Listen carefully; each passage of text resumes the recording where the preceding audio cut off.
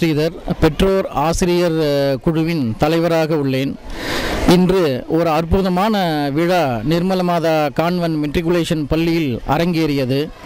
இந்த விழா எப்படி நடக்குமோ என்ற ஒரு சிந்தனையில் நாங்கள் எல்லாம் ஆழ்ந்துள்ள நிலையில் இயற்கை கடவுள் இந்த விழாவின் ஒத்திகை பார்ப்பதற்காக மிக அற்புதமாக மழையை கோவையில் நிறுத்திவிட்டு எங்களுக்காக அந்த இயற்கையே இந்த கிரீன் இந்தியா மூவ்மெண்ட் என்ற அற்புதமான விழாவிற்காக மிகவும் நல்லபடியாக வானிலையை அமைத்து கொடுத்தது.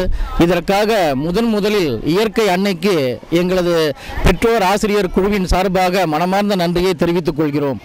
மேலும் இந்த ஒரு அற்புதமான விழா இன்றைக்கு நடப்புலகில் எது செய்யக்கூடாதோ அதை மிகவும் எடுத்துரைக்கும் விதத்தில் அமைந்திருந்தது.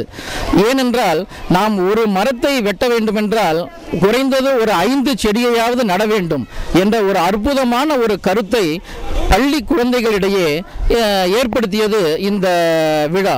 இதன் காரணமாக இந்த விழா ஒவ்வொரு ஆண்டும் மேன்மேலும் வளர்ச்சி அடைந்து பள்ளி மாணவர்கள் இந்த மரங்களை வெட்டாமல் தடுக்க என்னென்ன நடவடிக்கை எடுக்க வேண்டுமோ அதையெல்லாம் எடுக்க வேண்டும் என்று உணர்த்தும் விதமாக ஒவ்வொரு ஆண்டும் இந்த விழா நடைபெற வேண்டும் என்று எங்கள் பெற்றோர் ஆசிரியர் குழுவின் சார்பாக மிகவும் மகிழ்ச்சியுடன் தெரிவித்துக் கொள்கிறேன்.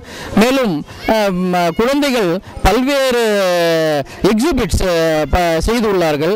அதில் ஒன்று நான் பார்த்த வரையில் ஒரு பவர் பாயிண்ட் பிரசன்டேஷன் மிகவும் அற்புதமான கலைத்திறனுடன் நேர்த்தியுடன் குழந்தைகள் +1 +2 பள்ளி மாணவர்கள் அதை செய்துள்ளனர்.